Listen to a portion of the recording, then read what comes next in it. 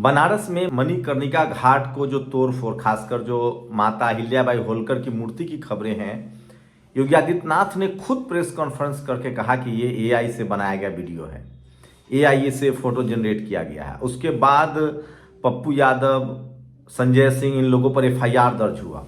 बदले में संजय सिंह ने यह वीडियो जारी किया। मां गंगा का मंदिर आपने तोड़ दिया, जहां पर शिवालय रखा है उस स्थान को आपने तोड़ दिया। आपने अहिल्याबाई होलकर जी की प्रतिमा तोड़ दी। मुगल शासन में नहीं हो रहा है, ये कोई महमूद गजनवी के शासन में नहीं हो रहा है, ये नरेंद्र मोदी जी के राज में हो रहा है, उनके संसदीय क्षेत्र में हो रहा है, काशी में हो रहा है। तो बजाय इसके कि उन पापियों पर कार्रवाई की जाए जिन्होंने मंदिर तोड़ा, बजाय इसके कि उन गुनहगारों पर कार्रवाई की जाए जिन्होंने हिंदू धर्म की आस्था पर चोट पहुंचाई, आघात पहुंचाया, एफआईआर मुझ पर कर दी गई। प्रधानमंत्री नरेंद्र मोदी जी से भी कहना चाहता हूं और उत्तर प्रदेश के मुख्यमंत्री योगी आदित्यनाथ जी से भी कहना चाहता हूं कि मंदिरों को तोड़ने का गुनाह करने वालों के खिलाफ एफआईआर दर्ज कीजिए, उनके खिलाफ कार्रवाई होनी चाहिए।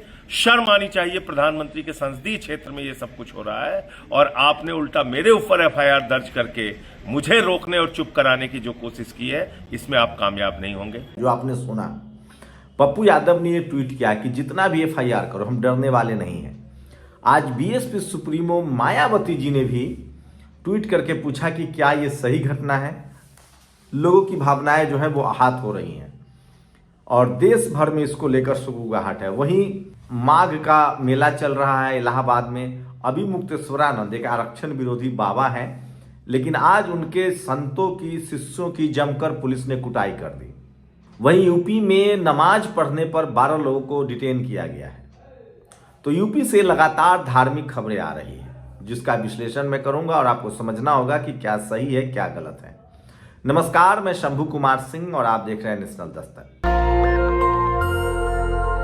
सबसे पहले तो आपको बता दूं कि हमारे प्रधानमंत्री फिर से चुनावी मोड में आ गए हैं। वो बंगाल में चुनावी रैली कर रहे हैं, असम में चुनावी रैली कर रहे हैं। प्रधानमंत्री के 3 काम सबसे फेवरेट है। सबसे ज्यादा चुनावी रैली करने वाले प्रधानमंत्री का अगर कोई रिकॉर्ड निकाला जाए, आरटीआई डाला जाए, तो वो प्रधानमंत्री नरेंद्र मोदी साबित होंगे। दूसरा, विदेश दौरा के लिहाज से अगर देखा जाए तो 10 साल में मुझे लगता है 11 साल में सबसे ज्यादा विदेश दौरा करने वाले प्रधानमंत्री नरेंद्र मोदी साबित होंगे। तीसरा, धार्मिक दौरा, चाहे मंदिर हो, मस्जिद हो, गिरजाघर हो, चर्च हो, इन सबके दौरे की भी बात करें तो प्रधानमंत्री रिकॉर्ड बनाते हुए दिख रहे हैं। ऐसे में लोग सवाल पूछ रहे हैं कि वो देश का काम कब करते हैं, प्लानिंग कब होती है।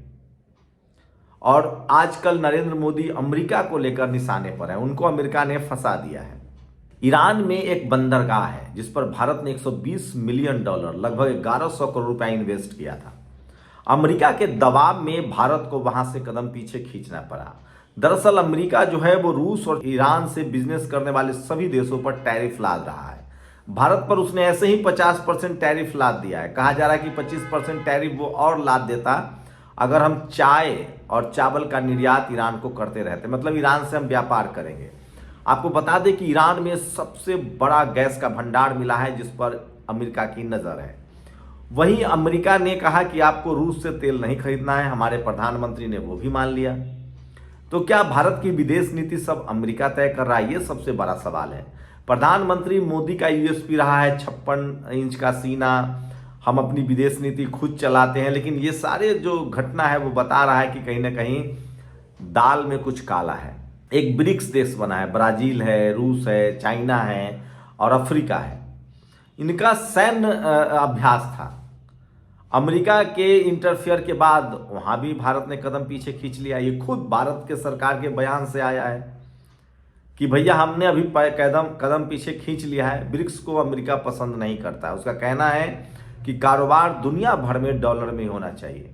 अमेरिका की तानाशाही देखिए कि यूरोप के देशों पर भी उसने टैरिफ लगा दिया, जो देश ग्रीनलैंड में सेना भेज रहे हैं। लेकिन मैं फिर कह रहा हूं, अमेरिका के सामने जितना भारत के प्रधानमंत्री चुप हैं, शायद ही दुनिया का कोई और प्रधानमंत्री चुप नहीं है।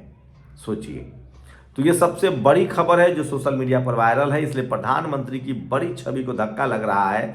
और क्या वो भारत के हितों से समझौता कर रहे हैं? ऐसी क्या मजबूरी है? ऑपरेशन सिंदूर के दौरान भी ट्रंप ने लगातार कहा कि हमने सीज फायर करवाया है, लेकिन अब तक भारत सरकार का कोई भी ऑफिशियल बयान नहीं आया है कि ट्रंप झूठ बोल रहे हैं। ये सवाल है।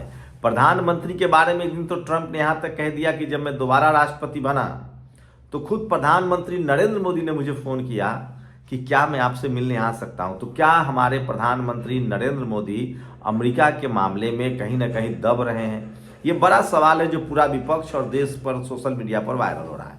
लेकिन आज की खबरें यूपी से निकल के आ रही है। आपने वीडियो सुना, ये संजय सिंह है, राज्यसभा के सांसद है। मणिकर्णिका घाट पर माता अहिल्याबाई होलकर की एक बनवाई मंदिर में उनकी मूर्ति को लेकर खबरें चल रही है। कहा जा रहा है कि यह मूर्ति डेमोलिशन में गिरा है।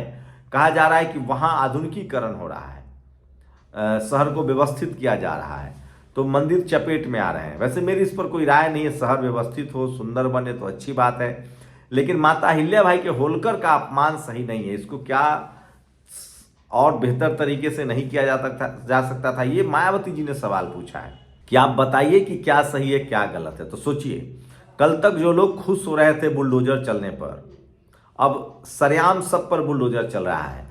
दरअसल भारत की जो शहरों की बसावट है वो बहुत कंजस्टेड है। शायद मोदी जी उसको बेहतर बनाने की कोशिश कर रहे हैं, इस चक्कर में बुलडोजर चल रहे हैं।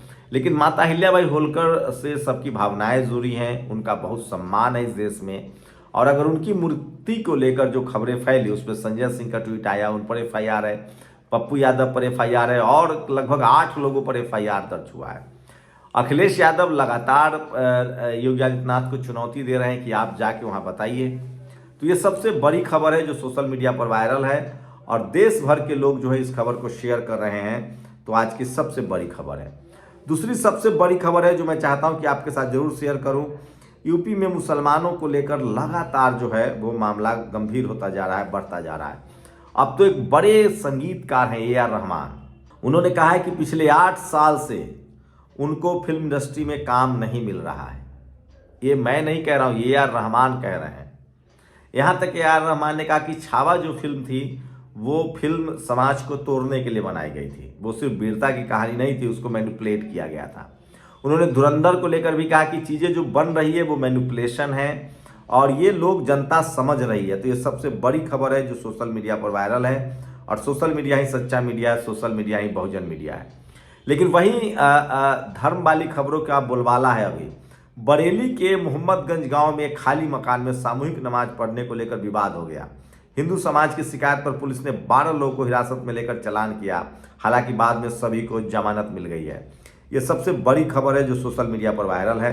और ये है अभिमुक्तेश्वरानंद, आज गुस्सा हो गए। ये गए थे माघ मेला में, इनके भक्तों को, इनके शिष्यों को जमकर मारा गया, पीटा गया। और सोचिए, आज तक ने भी खबर लगाई है, मणिकर्णिका घाट डेमोलेशन लाइव, काशी में बुलडोजर एक्शन से बवाल, मणिकर्णिका का मणि टूटने पर उबल पड़े लोग, वाराणसी के मणिकर्णिका घाट पर पुनरुद्धार कार्य के दौरान ऐतिहासिक चबूतरे और अहिल्याबाई होलकर की मूर्ति को बुलडोजर से ढाए जाने के बाद लोगों का गुस्सा फूट पड़ा है। इस पर केस होगा कि नहीं, ये सबसे बड़ी खबर है। ये बनारस के दाल मंडी के मनीष सिंह है, हाथ में हाईकोर्ट का स्टे ऑर्डर, नगर निगम का कागज, लेकिन प्रशासन सुनने को तैयार नहीं है। तो ये तमाम बड़ी खबरें हैं जो सोशल मीडिया पर वायरल है। और मेरे पास आया करो तो कपड़े उतार दिया करो। कथावाचक ने नाबालिग का शरीर शोषण किया, प्रेग्नेंट होने पर कई बार अबॉर्शन करवाए। ये बाबा अब अरेस्ट कर लिया गया, जो सोशल मीडिया पर वायरल खबर है।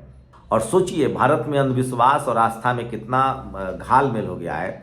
ये कुत्ता जो मेंटल डिसऑर्डर की वजह से मंदिर का चक्कर काट रहा था, उत्तर प्रदेश के बिजनौर में न्यूरोलॉजिकल डिसऑर्डर था। अब ये फोटोग्राफ देखिए, अब लोगों ने उसको ही भगवान मानना शुरू कर दिया और वहाँ पैसे भी चढ़ा रहे हैं। और ये तमाम बड़ी खबरें हैं जो सोशल मीडिया पर वायरल है। और किस तरह से वहाँ मारपीट हुई है, ये बड़ी खबर आ रही है। वहीं अगर धर्म की खबर की एक और बात करें तो मोबाइल बैन है केवल आम जनता के लिए।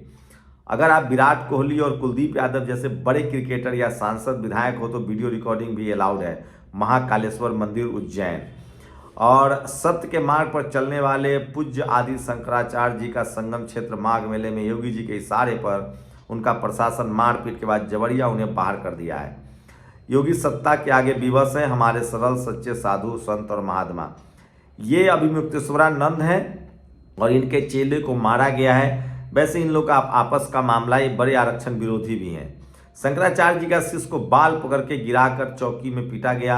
साधु संतों के साथ योगी सरकार ऐसा व्यवहार कर रही है। तो धीरे धीरे ही सही, पहले मुसलमानों पर हमले हुए, दलित पिछड़ों पर हमले हुए और अब साधु संत भी चपेट में आ रहे हैं। मैं देखूंगा कि जो बीजेपी समर्थित साधु हैं वो इसके खिलाफ बोलते हैं कि नहीं। अखिलेश यादव ने मणिकर्णिका पर एक ट्वीट किया है, मुख कह रहे हैं कुछ नहीं हुआ, दूसरी तरफ अपर बिना आंख मिलाए गोलमोल टाल मटोल अंदाज में कह रहे हैं कुछ था। झूठ के संग यही सबसे बड़ी समस्या होती है कि उसमें दो रूप हो सकते हैं।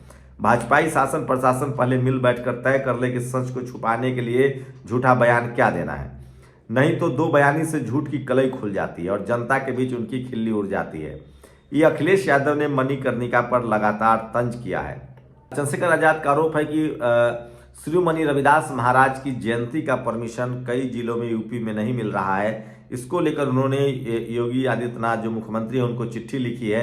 ये सबसे बड़ी खबर है जो सोशल मीडिया पर वायरल है और इसलिए मैं कह रहा हूँ सोशल मीडिया ही सच्चा मीडिया है, सोशल मीडिया ही बहुजन मीडिया है। आप लोग अपनी राय जरूर दीजिए। शुक्रिया। दस्तक की आपसे गुजारिश है कि अगर इसको बचाना चाहते हैं तो नेशनल दस्तक को सब्सक्राइब करने के लिए रेड कलर के सब्सक्राइब बटन को दबाएं, फिर बेल आइकन की घंटी दबाएं। नेशनल दस्तक को बचाने के लिए बहुत जरूरी है कि हर खबर को शेयर करें, लाइक करें, कमेंट जरूर करें।